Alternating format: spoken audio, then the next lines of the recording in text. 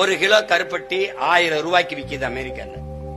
எல்லாரும் இயற்கை உணவுக்கு திரும்ப நினைக்கிறான். ஆனா அந்த இயற்கை உணவுல உற்பத்தியில மக்கள் தொகை எண்ணிக்கைக்கு ஏற்ப ஈடு கொடுக்க முடியல. அப்ப என்ன பண்றான்? விதையை மரபணு மாத்துறான். ஒரு கிலோ கத்தரிக்காய் வாங்கினோம்னா 10 காய் கத்தரிக்காய் இருக்குது ஒரு கிலோக்குன்னா, அவன் அதை விளைய வைக்க தயாரா இல்ல. மரபணுவை மாத்தி ஒரே காயை 1 கிலோவா மாத்துறான். இப்ப நீங்க மிளகா, பச்சை மிளகா எப்படி இருக்கும்? இப்ப இவ்வளவு பெருசு இருக்கு ஒரு பச்சை மிளகா. ஆமா, சொரக்காய் எப்படி இருக்கும்? குடுவை தயாரிக்கிற மாதிரி நம்ம சொரக்காய்.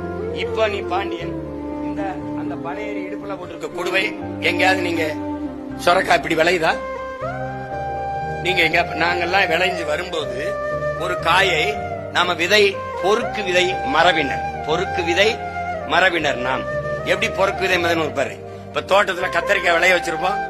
அதுல சிறப்பா பெருசா காய்க்கிற கத்தரிக்காயை பார்த்து அதை விதைக்கின்னு ஒரு துணியை கட்டி விட்டுருவோம். மறந்து கூட பறிக்க மாட்டோம். முருங்கைக்காய், புடலங்காயில விதைக்கின்னு ஒரு துணி அப்படி கட்டி விடுவோம். விதைக்கு கட்டி இருக்குது அப்படிங்கிறது சாதாரணமா எல்லாருக்கும் தெரியும். அந்த விதை வீரியமானதா அதை வச்சிருவோம். மிளகாயும் அப்படித்தான். அதே மாதிரி மாடு, நீ ஜல்லிக்கட்டு மாடு, இந்த கிடா சண்டை, சேவல் சண்டை எல்லாம் விடுறது எதுக்குன்னு நினைக்கிற? கிடாயம் மோத விட்ட பரம்பரை. ஏன் மோத விட்டான்? அது வேடிக்கை அல்ல, விளையாட்டல்ல.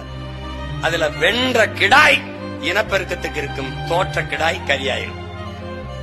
சேவல் சண்டை, வென்ற சேவல் உயிரோட இருக்கும் இனப்பெருக்கத்துக்கு, தோற்ற சேவல் குழம்பு அடுப்புல கொதிக்கும். அப்போ ஆடு மாடு கோழியில் கூட வீரத்தை கடத்தின பரம்பரையில் வந்த மரபு தமிழன் மரபு என்பதை நாம் மறந்து விடக்கூடாது.